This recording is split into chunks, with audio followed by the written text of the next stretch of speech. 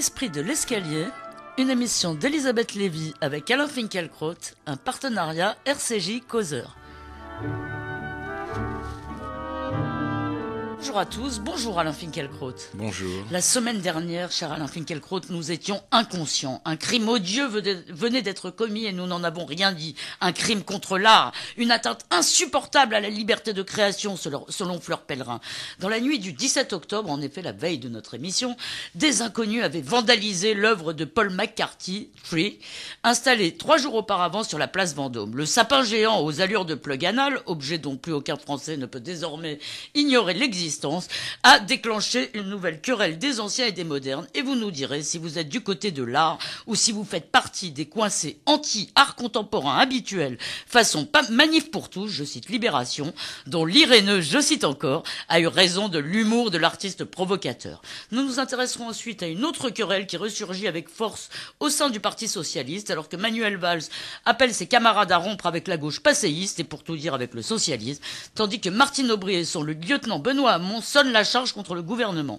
Nous nous demanderons si cette querelle des anciens et des modernes n'est pas plutôt un combat moderne contre moderne tel que l'avait décrit Muret. Mais commençons par les menaces sur l'art. No passaran, nous ne céderons pas, a déclaré Anne Hidalgo quelques heures avant que l'artiste américain refuse que l'on regonfle son fameux sapin de Noël. Et Le Monde plaçait McCarthy sous le patronage de Courbet, poursuivi pour la destruction de la colonne Vendôme à laquelle il n'avait d'ailleurs pas participé en 1871. Alors les commentateurs, les humoristes ont unanimement dénoncé les crétins qui s'en étaient pris à l'arbre et raconté avec gourmandise que nous étions la risée de la presse mondiale, pas à cause de l'objet lui-même, mais à cause de sa destruction. Alors est-ce que les McCarthys d'aujourd'hui sont les défenseurs de la liberté, Alain Finkielkraut ? Écoutez, ne nous énervons pas. je ne m'énerve pas du tout. Il y a quelques semaines, commentant l'obsessionnelle analogie avec les années 30, je disais que notre époque se prend pour une autre. Notre temps passe son temps à se tromper de temps. Notre présent est en décalage avec lui-même. Nous rabattons systématiquement l'inconnu sur le connu, nous fuyons le jamais vu dans le déjà vu, ainsi en venons-nous à empêcher qui que ce soit de troubler par la moindre parcelle de réalité le confort moral d'un monde entièrement imaginaire. L'artiste, l'affaire McCarthy, apporte une nouvelle preuve de cet anachronisme éperdu. L'artiste, vous l'avez dit, l'artiste américain avait donc installé devant la colonne Vendôme une sculpture gonflable d'un verre éclatant et de 25 mètres de haut. Avec l'accord d'ailleurs du comité Vendôme des joailliers de la place Vendôme. Oui, c'est pas seulement l'accord, oui. Enfin, c'était leur projet. L'œuvre était intitulée Tree et jouait sur la ressemblance entre un sapin de Noël et, vous l'avez dit, un plug anal. Étant peu familier des sextoys et souffrant comme beaucoup d'Ashkénazes d'une digestion capricieuse, j'aurais plutôt pensé à un immense suppositoire. Après l'agression de l'artiste... Vous êtes plus subversif que McCarthy, en fait. Après l'agression de l'artiste et ce qu'on a présenté, j'y reviendrai, comme la vandalisation ou le saccage de l'œuvre, Fleur Pellerin, que vous avez cité, notre ministre de la Culture et de la Communication, a tweeté, la culture tweet aujourd'hui, oui. On dirait que certains soutiendraient volontiers le retour d'une définition officielle de l'art dégénéré. Ah, c'est drôle. Hitler et son compère Staline sont aujourd'hui la bénédiction des post-artistes. Leur Zhdanov et leur Goebbels garantissent à tout objet subventionné par l'industrie du luxe une impunité définitive. Oui, et d'ailleurs, ça me rappelle qu'il y a une vingtaine d'années, il y a déjà eu une grande querelle de l'art contemporain et Art Press avait fait un numéro flamboyant avec un titre en lettres gothiques, l'extrême droite attaque l'art contemporain. Voilà. Donc, c'est reparti. Or, l'art aujourd'hui... J'allais vous ajouter une question, c'est-à-dire que personne ne s'est demandé si c'était beau ou pas. Oui, justement. Pardon. Alors, j'y reviendrai. Pardon. Non, vous ne demandez pas pardon, mais je m'apprêtais à répondre à votre question parce que, par télépathie, je l'avais déjà entendu. L'art aujourd'hui a rompu son dernier lien avec la beauté et avec la vérité. Et que cela soit Chardin, Braque ou Vermeer, que vous les nommiez, il en vient toujours un pour suivre la même longue étude, écrivait admirablement Aragon. Pour Paul McCarthy, Jeff Koons, Mukarami, Damien Hirst ont abandonné cette longue et scrupuleuse étude, au terme d'une déconstruction forcenée du geste artistique lui-même et d'un brouillage systématique de la frontière entre l'art et le non-art. L'art n'est plus que ce qui affiche ce label. Je suis art, déclare le sapin géant de Paul McCarthy, parce que je le dis. Et il faut Vous avez tranché, c'est un sapin. Et il faut être, c'est les deux. Et il faut être Hitler pour me contester cette qualité. Oui. De l'urinoir de Duchamp, qui était une blague, on en est arrivé au Tree de McCarthy, qui est un très gros gourdin. Attendez, une précision, la référence à Hitler est dans la bouche de McCarthy? Non. Ah bon, d'accord. Non, Duchamp, l'iconoclaste, s'inquiétait de la prosternation irréfléchie devant les œuvres, subventionné par la Foire internationale de l'art contemporain, la Mairie de Paris et le comité Vendôme qui regroupe les prestigieuses boutiques de joaillerie qui bordent la place, McCarthy ordonne qu'on se prosterne devant son gros rien. C'est moche, c'est bête, c'est infantile. Dans sextoy, le mot qui compte, ce n'est pas sexe, aucun érotisme d'entrée, mais toy. Eh bien, mais c'est tout ça, c'est moche, c'est bête, c'est infantile, mais la génuflexion est obligatoire. Pour manifester son incrédulité, il faut être, nous dit un éditorial vengeur du Monde que vous avez cité, il faut être un fier défenseur de la culture policée et de la bienséance française. Quelle horreur de la culture et de la bienséance. Oui, mais Paul McCarthy, Jeff Koons, Damien Hirst et les autres peuvent donc dormir sur leurs deux oreilles. La presse vigilante se charge de transformer les non-praticiens de la religion dont ils sont les prêtres pleins aux as, en défenseurs rétrogrades de l'identité nationale et de l'ordre moral. Des crétins décrètent le monde. Des crétins et de l'ordre moral, j'ajoute qu'une nouvelle référence historique est venue s'ajouter à celle que vous avez citée, c'est que vous voilà maintenant dans le camp des Versaillais, des massacreurs de la Commune. Référence historique tout à fait étrange parce que l'un des excès de la Commune, ça a été précisément de détruire, d'incendier l'hôtel de ville, le palais des Tuileries. Il y avait là un iconoclasme dont l'art ou l'architecture était la cible. Donc invoquer la Commune pour défendre l'art, c'est tout à fait singulier et cela révèle l'inculture abyssale des quarantenaires qui dirigent aujourd'hui Le Monde. Oui, Le Monde, le journal Le Monde. Oui, les deux. Les deux, d'accord, mais tout de même une question. Alors, Madame Aubry a eu cette phrase qui aurait, je crois, vraiment réjoui Philippe Muret. Elle a dit « Moi, j'aime l'art qui fait parler ». Et après tout, quand même, allez, faisons un peu l'avocat de la défense, même si ce n'est pas de l'art, nous plaidons, nous, pour que chacun accepte d'être choqué dans ses idées ou dans ses croyances, que chacun accepte les caricatures du prophète ou de qui on veut, c'est-à-dire qu'on vive dans un monde où, effectivement, ce qui plaît à d'autres ne nous plaît pas. Est-ce que nous ne devons pas accepter d'être choqués esthétiquement? Non. Nous ne sommes pas, personne n'est choqué esthétiquement. Les gens qui ont encore un peu la mémoire des œuvres sont accablés par cette bêtise. Et il pense en effet qu'elle n'avait pas sa place au cœur de Paris. Mais justement, vidé de tout contenu et devenu tautologie pure, l'art règne désormais par l'effroi. Alors qu'il a atteint le comble de l'insignifiance, il impose, au nom du bon vieil antifascisme, le silence dans les rangs. Parce que le monde désigne comme des crétins ceux qui ont commenter négativement cette œuvre. Donc le dogmatisme, le terrorisme est du côté de ce pseudo-art et non du côté de ceux qui émettent de faibles protestations. Mais quand même, tout de même, l'art contemporain, on ne peut pas dire que ça se résume aux 4 noms que vous avez cités.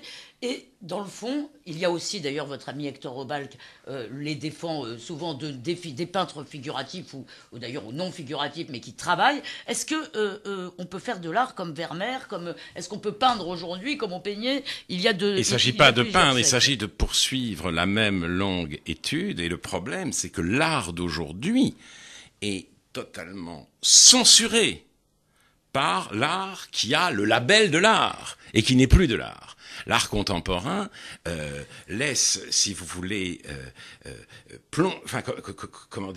occulte violemment tout le travail des artistes qui essayent de continuer la longue étude dont parlait Aragon. Mais en lisant l'éditorial furibond du Monde, j'ai pensé à cette réflexion mélancolique de Pierre Michon. Une des raisons peut-être pour lesquelles on veut me faire endosser l'habit réactionnaire, c'est qu'à mes yeux, le vieux concept périmé de beauté conserve en art une valeur pertinente. Nulle beauté, dans l'exposition de Paul McCarthy à la Monnaie, où l'on voit des jeunes filles toutes fines, perruquées de blond platine, et qui manipulent sans parler des moules à Père Noël. On nous dit qu'il s'agit d'une dénonciation de la société de consommation américaine et de son hypocrisie. L'Art Advisor, c'est comme ça qu'on dit, de l'exposition commente. L'Art Advisor, c'est quoi? L'Art le commissaire? Advisor. C'est le commissaire? Oui, j'imagine. Elle s'appelle le conseiller artistique. Voilà. Patricia Marshall. Oui. Mais elle dit que elle est présentée dans le journal comme un Art Advisor. Oui. Et elle dit c'est la représentation d'une Amérique poussée à l'extrême de la consommation. Avec des Pères Noël en chocolat, c'est ça? Une Amérique puritaine qui ne cesse de cacher ses travers, sa violence et son hypocrisie en matière sexuelle. Transformée en machine à produire, dépouillée de tout sentiment, sensualité et érotisme, les hommes deviennent des bêtes et l'Art Advisor ajoute le chocolat, objet de plaisir, est aussi un produit addictif, référence au problème de l'obésité aux États-Unis. Ainsi, Paul McCarthy, tend la main et, si vous voulez, apporte le renfort de son art à la grande campagne de Michelle Obama. Un mot tout de même sur ce que vous avez dit qui m'intrigue. Vous dites, ça n'est pas de la beauté. Mais on sait bien que c'est assez difficile de définir. Oui, mais attendez, je vais vous dire, mon thème, c'est ce n'est rien. Parce que je vous lis cela, oui. Et on est évidemment, c'est comme un coup de tonnerre. C'est pas, quelle audace démystificatrice, quelle puissance intellectuelle, quelle formidable révélation. En prétendant nous ouvrir les yeux sur les pièges de la société de consommation, l'œuvre de Paul McCarthy, si vous voulez, s'appuie reprend, s'approprie l'un des clichés critiques les plus éculés d'aujourd'hui et même d'hier. Et il veut nous présenter ce cliché comme un grand dévoilement. La preuve est faite, si vous voulez... Attendez, rien aujourd'hui, la preuve est faite par l'œuvre de McCarthy, par cette exposition même, que rien n'est aussi prévisible, rien n'est aussi stéréotypé, rien n'est aussi banal, rien en un mot n'est aussi con que les concepts dont s'enorgueillit l'art conceptuel. Donc vous dites, ce n'est pas de la beauté, mais ce n'est pas non plus du concept. Alors, fallait-il pour autant agresser l'agresseur? Certainement pas. Cette violence est scandaleuse, inexcusable. Enfin, ils l'ont pas détruite, hein. Non, il y a eu une agression physique. Ah oui, du peintre. Oui. Alors, maintenant, justement, vous avez parlé de vandalisme. Et là... J'ai eu tort. Oui, vous avez eu tort. Car je n'émettrai pas du tout le même jugement... Démontage. Oui, justement. Je n'émettrai pas du tout le même jugement pour le petit commando qui a coupé le compresseur gonflant la sculpture. Couper les câbles. Ils ont coupé les câbles qui la tenaient. Ils l'ont dégonflé. Et les sangles qui le stabilisaient. Car qu'est-ce qu'ils ont fait ? Précisément, ils n'ont pas saccagé l'œuvre, ils ont très exactement dégonflé la baudruche. Et ce geste n'est peut-être pas artistique, mais il est conceptuel. Il nous invite à cesser de nous laisser abêtir et intimider par les apparatchiks du culturel, à sortir de notre condition de minorité en dégonflant à notre tour, et métaphoriquement cette fois, la baudruche d'un art qui est devenu le magasin un magasin de jouets gigantesques aux couleurs criardes. Oui, mais en tout cas, on peut se dire que grâce à Paul McCarthy, nous avons au moins un critère simple maintenant pour savoir si nous étions progressistes ou réactionnaires. Il suffira de montrer l'œuvre et on pourra dire, voilà. On pourra classer les gens immédiatement. Et au cas où vous ne l'auriez pas remarqué, enfin, je ne crois pas qu'il y ait eu beaucoup de protestations, à l'exception de celle d'ailleurs du Printemps français et de la vôtre aujourd'hui. Hélas. Mais justement, alors je dirais, pour finir, ce n'est pas Hitler, ni même Adolphe Thiers, qui inspire la révolte contre le sapin de Noël hideux et creux de la place Vendôme. Ce sont Valentin de Boulogne, Quentin de la Tour, Géricault, Delacroix, Manet, Matisse, Vuillard, Bonnard, Modigliani, Soutine, Picasso, Braque, Nicolas de Staël. C'est en un mot le meilleur de notre civilisation. Donc vous êtes indécrotablement un défenseur de la culture et de la bienséance française. Et de l'art moderne. Et de l'art moderne. Et de l'art moderne. Tout ça est très fâcheux, cher Alain Finkielkraut. Mais passons à un autre sujet qui n'est d'ailleurs pas sans rapport avec celui-ci. Cette semaine, les socialistes semblaient découvrir que ce qui les sépare est peut-être plus important que ce qui les rapproche. Alors en apparence, il y a d'un côté les anciens, Martine Aubry, Benoît Hamon, ex-ministre, qui déclarent que la politique de François Hollande est une menace pour la République. Il était ministre, je crois, il y a quelques mois encore. Et donc tous ces gens avec la gauche du PS en appellent à la social-démocratie. Et de l'autre, il y a le Premier ministre qui propose de renoncer au mot socialisme pour fonder une maison commune de tous les progressistes et qui regrette la main non tendue à François Bayrou en 2012. Alors, comme je vous l'ai dit au début, est-ce que c'est ancien contre moderne ou, comme le disait Muret, moderne contre moderne, c'est-à-dire une bataille entre le parti de demain et celui d'après-demain, Alain Finkielkraut ? Je constate d'abord avec tristesse et même le cœur serré que les protagonistes de cette querelle sont en train de prendre date. Autrement dit, après 2 ans et demi seulement de mandat, pour eux, Hollande est mort. Ils préparent les grandes manœuvres de l'élection de 2017, voire de celle de 2022. 2 versions du socialisme ou 2 versions de la gauche s'affrontent. On voudrait savoir parce que il faudra savoir laquelle va être choisie aux prochaines élections. Et donc, voilà, les socialistes eux-mêmes et le Premier ministre ont décidé qu'il n'y avait plus rien à attendre de la politique aujourd'hui menée. C'est absolument terrible. On aimerait soit qu'un débat nourrisse la politique en train de se faire, soit que tous les socialistes soient concentrés pour la réussite de celle-ci. Non. Ils partent, si vous voulez, d'une sorte de constat de décès, ce qui est absolument effarant. Et j'ajoute... En fait, ils lisent les sondages et ils en tirent comme tout le monde. Oui, ils se mais fondent enfin, sur les sondages. Normalement, ils sont aux affaires, ils sont au pouvoir. Donc, premier constat. Deuxième observation, ce débat a, pour le coup, lui, un furieux air de déjà-vu. Je ne sais pas si c'est moderne contre ancien ou moderne contre moderne, mais cela fait des années et des années que la première gauche et la deuxième gauche s'affrontent pour savoir jusqu'où doit aller la réconciliation avec l'économie de marché. On en est revenu à la confrontation du congrès de Metz, à toutes les batailles entre le mitterrandisme et le rocardisme, c'est la même histoire qui recommence parce que le Parti socialiste n'a pas tranché. Pas la moindre idée neuve dans cette bataille. Tout de même, j'ai écouté d'ailleurs votre émission sur France Culture avec Jean-Claude Michéa et Jacques Julliard. Prenons un peu la thèse de Jean-Claude Michéa. Que nous dit-il?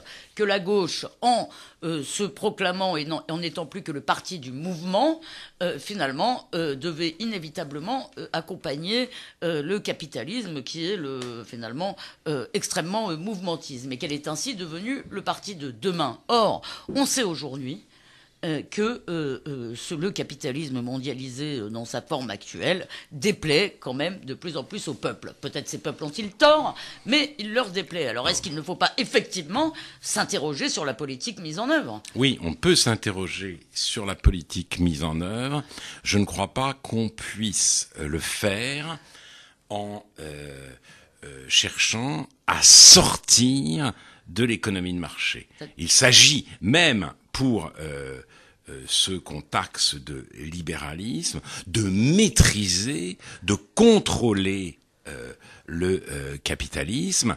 Donc moi, je ne trancherai pas aujourd'hui entre les uns et les autres. En revanche, j'ai une remarque à faire sur l'entretien donné au Nouvel Observateur par Manuel Valls. Oui, parce que qui est quand même très intéressant. Il va très loin, oui. Lui, et il veut une nouvelle fois, il revient avec cette idée qui a mis le feu aux poudres et qu'il était sans doute inutile d'exprimer dans la position de Premier ministre où il est, mais vous n'êtes pas journaliste politique. J'écarte les questions stratégiques. Il a émis à nouveau l'idée de débaptiser le Parti socialiste. Voilà. Le concept de socialisme, dit-il, n'est plus opérant. Enfin, ça fait longtemps d'une certaine façon. Oui, mais là-dessus, j'en reviens une fois encore, je crois que je l'ai fait déjà dans l'émission dont vous parlez de France Culture, à ce texte qui m'a tant influencé, ce texte de l'échec Kolakowski. Comment avancer vers l'arrière. Oui, non. Comment je suis. Voilà. Comment je suis. Libéral, conservateur et bon. Comment être conservateur, libéral, socialiste, son credo. Donc il dit d'abord qu'un conservateur croit fermement que dans la vie des hommes, il n'y n'y aura jamais d'amélioration qui ne soit payée de détérioration et de maux. Je trouve cette phrase extraordinaire. Il y a toujours un prix à payer et quelquefois il est trop lourd pour ce qu'on appelle des avancées. Mais il dit aussi qu'un libéral, et là je me reconnais, croit fermement que les communautés humaines sont menacées non seulement de stagnation mais encore de régression lorsqu'elles se trouvent organisées de telle manière qu'il n'y a plus place pour l'initiative individuelle et la faculté de création. J'aime personnellement, comme Manuel Valls d'ailleurs, l'entreprise et l'idée d'entreprise. Oui. Mais il dit qu'il est absurde et hypocrite de conclure qu'une société parfaite et exempte de conflits étant impossible, l'inégalité est de toute façon justifiée. Ce pessimisme anthropologique a conduit à l'étonnante conviction qu'un impôt progressif sur le revenu est abominable et inhumain et qu'il est tout aussi suspect que l'optimisme historique qui a servi de base à l'archipel du Goulag. Il est donc socialiste parce qu'il est pour la redistribution.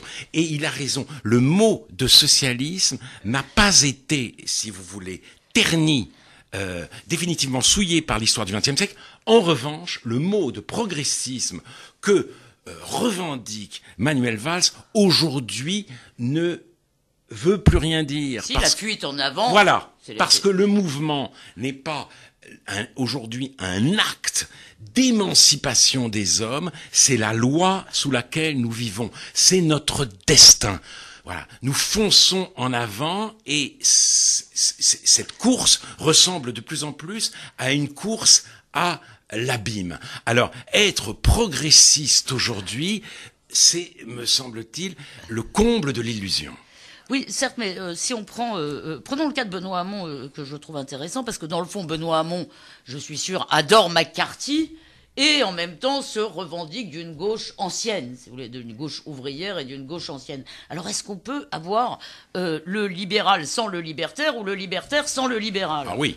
Oui. Bien entendu, bien entendu. Je ne vois pas pourquoi, si vous voulez, la confiance dans l'entreprise doit aller de pair avec le terrorisme idéologique des créateurs de jouets absurdes. Non, ça, on peut tout à fait séparer les choses.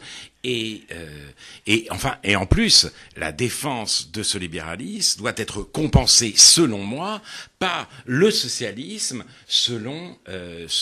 dans la définition qu'en donne l'échec Kolakowski. Donc vous ne choisissez ni Valls ni Hamon. Nous pourrions recommencer une nouvelle émission à partir de vos propos. Ce que je choisis, c'est le refus de l'illusion progressiste. D'accord, donc qui les relie un peu, qui est très largement partagé, qui finalement serait certainement un consensus au Parti socialiste. Bon, nous pourrions recommencer une nouvelle émission à partir de vos derniers propos, Alain Finkielkraut, mais l'esprit de l'escalier, c'est fini pour aujourd'hui. En attendant dimanche prochain, on peut vous lire dans Causeur. Merci, cher Alain Finkielkraut, de nous éclairer et bonne semaine à tous.